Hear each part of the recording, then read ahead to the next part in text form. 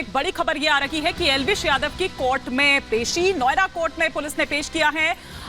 एल्विश यादव पर एनडीपीएस की धारा 22 लगाई गई है। तो ये इस वक्त गौतम बुद्ध नगर जिला कोर्ट से खबर आ रही है, जहां पर पेश किया गया है एल्विश यादव को एनडीपीएस की धारा 22 लगाई गई है। जतिन इस पर हमारे सहयोगी इस पर जुड़ चुके हैं। एक बार जरा क्विक रिएक्शन में जतिन से ले लेती हूँ। जतिन, क्या कुछ कोर्ट ने कहा? सर आ रही हूँ, एक सेकंड आ रही हूँ। जतिन, आज बिल्कुल देखिए, आज एल्विश यादव को कोर्ट में पेश किया गया है। दरअसल पुलिस ने जब एल्विश यादव को गिरफ्तार किया था तो एल्विश यादव पर एनडीपीएस एक्ट लगाया था। उस एक्ट के अंदर तमाम धाराएं थी, जिसमें से एक धारा एनडीपीएस 20 लगाया गया था। लेकिन अब जब आज एल्विश यादव को पेश किया गया, दरअसल पुलिस का मकसद ये था कि जो टाइपिंग एरर किया गया था एफआईआर पे, उसको कहीं ना कहीं करेक्ट किया जाए। एनडीपीएस 20 की जगह एनडीपीएस 22 करना था। लेकिन एक अनुच्छेद है जिसके अंदर ये साफ तौर पर बोला जाता है कि अगर आप एफआईआर के अंदर कोई भी चेंजेस लाते हैं तो आपको एक्यूज जो इस मामले में है उसको भी कोर्ट पे पेश करना होगा। और यही कारण था कि आज कड़ी सुरक्षा के बीच में एल्विश यादव को सूरजपुर कोर्ट पुलिस लेकर पहुंची थी, जहां पर एल्विश यादव के सामने जो एनडीपीएस एक्ट के चलते मुकदमा दर्ज किया गया था उसके सेक्शंस पे बदलाव किए गए हैं। अब एल्विश यादव पर जो मुकदमा चलेगा वो एनडीपीएस का जो 22 सेक्शन है उसके चलते मुकदमा जो है वो आगे चलेगा। और यही करेक्शन करने के लिए आज एल्विश यादव को कड़ी सुरक्षा के बीच में जो पुलिस बल है वो लेकर पहुंचे थे। लेकिन जिस समय एल्विश यादव को कोर्ट में लेकर पुलिस पहुंची थी, उससे कुछ देर पहले जो दो लोग गिरफ्तार किए गए थे उनकी पेशी भी की गई थी। उन दो लोगों में सबसे बड़ा नाम विनय था, जो कि एल्विश यादव का दोस्त बताया जा रहा है। हमने भी जब विनय से बात करने की कोशिश की तो उसने कबूला कि वो एल्विश यादव को जानता है और उसने हमारे कैमरे पे बोला कि एल्विश यादव का वो भाई है, एल्विश यादव का वो दोस्त है। तो कहीं ना कहीं एल्विश यादव से पूछताछ में जो चीजें निकलकर सामने आई थी उसी आधार पर अब नोएडा पुलिस आगे कार्रवाई कर रही है। और यही कारण था कि एल्विश यादव के दोस्त विनय को गिरफ्तार किया गया। साथ ही जिस बैंक्वेट हॉल में अक्सर ये पार्टीज की जाती थी, सांपों का इस्तेमाल किया जाता था, सांपों के जहर का इस्तेमाल किया जाता था, उस बैंक्वेट हॉल के मालिक ईश्वर को भी पुलिस ने गिरफ्तार किया है। इन दोनों की आज गिरफ्तारी की गई, कोर्ट पे पेश किया गया था। एल्विश यादव के पहुंचने से पहले इनकी पेशी हुई थी और इन दोनों को भी जो न्यायिक हिरासत है उस पर पुलिस द्वारा भेज दिया गया है। पुलिस का कहना है कि जो दो गिरफ्तारी आज अलग से की गई है, इन गिरफ्तारी में पूछताछ की गई थी। उस पूछताछ के बाद जो चीजें निकलकर सामने आई है उसको ग्राउंड पर वेरीफाई किया जाएगा।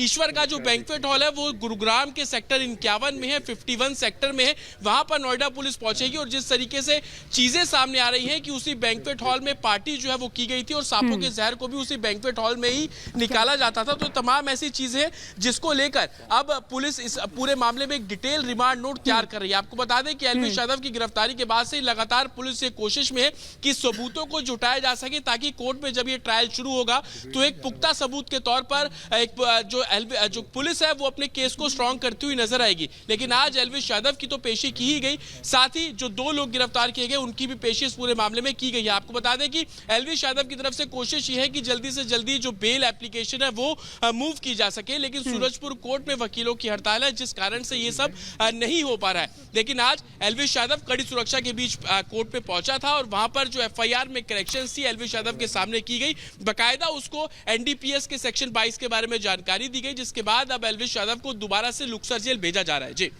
अब आगे क्या रह सकता है जतिन इसमें?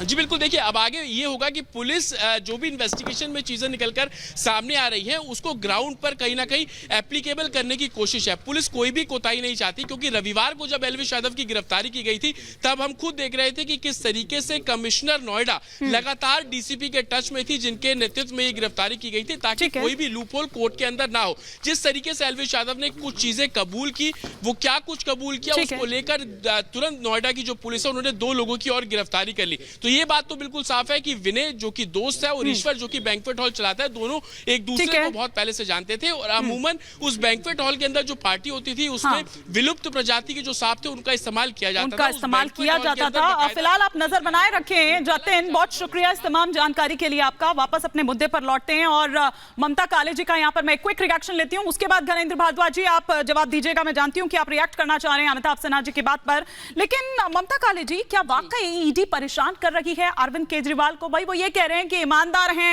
हैं, ये कह कहकर तो आपने मनीष सिसोदिया जी को अंदर भिजवा दिया, ये कह कहकर आपने संजय सिंह को अंदर भिजवा दिया। अब आप क्या चाहते हैं कि वो भी अंदर चले जाएं? देखिए हिमानी जी, जिसने भ्रष्टाचार किया है, जो दोषी है, इन्फोर्समेंट डायरेक्टरेट उस पर एक्शन करेगी, चाहे भ्रष्टाचारियों को पसंद आए या ना आए। पर चलिए, मैंने 2 लाइनें फिर से लिख डाली यहाँ बैठे बैठे, वो सुना देती हूँ कि जो चिल्लाते बार बार कि मैं हूं कट्टर ईमानदार, जो चिल्लाते बार बार कि मैं हूं कट्टर ईमानदार, झूठ बोले दिन में 40,000, संविधान और कानून पर दागे सवाल, भ्रष्टाचार करके मचाएं बवाल, ऐसे हैं दिल्ली वाले हमारे भैया केजरीवाल। और उनसे अब दिल्ली पूछ रही ये सवाल कि रातों रात आप कल चले गए हाईकोर्ट में सम्मन्स को चैलेंज करने के नाम पर आपका असली मकसद केजरीवाल साहब था अपने आप को गिरफ्तार होने से बचाने का। अब गिरफ्तारी के बारे में भी थोड़ा अरविंद केजरीवाल जी को एक्सपोज किया जाए। ये वही अरविंद केजरीवाल हैं बाय द वे हिमानी जी, जो पुरजोर आवाज में चिल्ला के कहते थे मैं गिरफ्तारी से नहीं डरता, आओ मुझे गिरफ्तार करो, मनीष को गिरफ्तार कर लो, संजय को गिरफ्तार कर लो, मैं गिरफ्तारी से नहीं डरता। ये वो अरविंद केजरीवाल हैं जिन्होंने बोला था कि भाई देखो ऐसा है, अगर कोई भी आम आदमी पार्टी के अंदर किसी भी प्रकार की चोरी भ्रष्टाचारी करेगा तो वो मेरा सगा नहीं है, उसको जेल जाना पड़ेगा।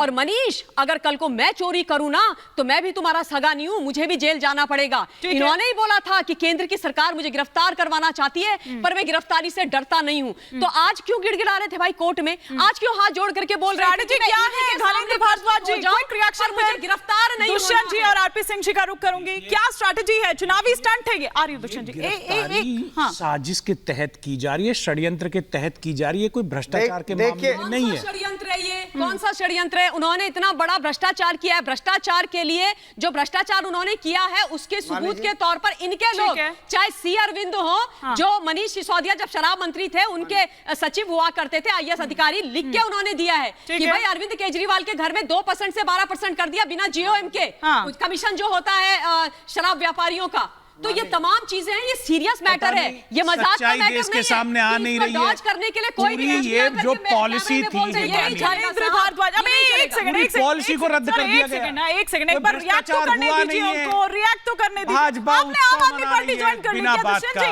आम आदमी पार्टी ज्वाइन कर ली क्या? नहीं, आम आदमी पार्टी क्या सच्चाई ज्वाइन कर रखी है, हमने सच बोलेंगे हम।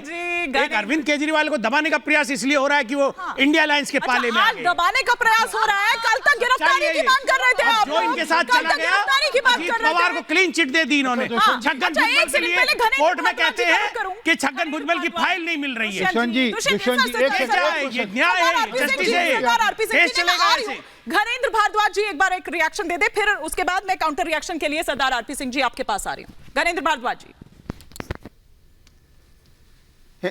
हिमानी जी, जिस तरीके से एक्सटॉर्शन डिपार्टमेंट ईडी जो जिस तरीके से काम कर रहा है, आज ईडी भारतीय जनता पार्टी की कार्यकर्ता बन चुकी है। जो मोदी जी ईडी को कहते हैं ईडी वैसे ही करती है। ईडी को एक टास्क दी है अमित शाह और नरेंद्र मोदी जी ने कि कैसे भी अरविंद केजरीवाल को जेल के पीछे भेजना है। इनके पास कुछ भी नहीं है, कह रहे जांच में सहयोग करने मनीष सिसोदिया गए थे, जेल में डाल दिया। जांच में सहयोग करने सत्येंद्र जैन गए थे, उनको जेल में डाल दिया। जांच में सहयोग करने संजय सिंह गए तो उनको जेल में डाल दिया, क्योंकि पीएमएलए एक्ट में कई धाराएं ऐसी हैं जिसमें जमानत का प्रावधान नहीं है, इसलिए पीएमएलए एक्ट लगवाते हैं ईडी से कह के। इसलिए जुडिशरी है, जुडिशरी पे आपको भरोसा नहीं है? धर्मेंद्र भारद्वाज जी, आप क्या बात करते हैं? बोल रहे हैं कि बार-बार आप के ऊपर में सुप्रीम कोर्ट है, हाई कोर्ट है, डिस्ट्रिक्ट कोर्ट है, ट्रायल के नाम पे जेल में डालने की साजिश है। अंधा हो गया है क्या? आपको उस पर भरोसा नहीं है? अरे रुक जाइए, की व्यवस्था चलती है, रूल ऑफ लॉ है यहाँ। आपके जैसे आप जैसे लोग नहीं, पर्सनल कमेंट ना करें और पॉलिटिकल पार्टी को जो बोलना है बोलिए, लेकिन यदि आप एक बीजेपी का वकील है, ये बीजेपी का वकील है।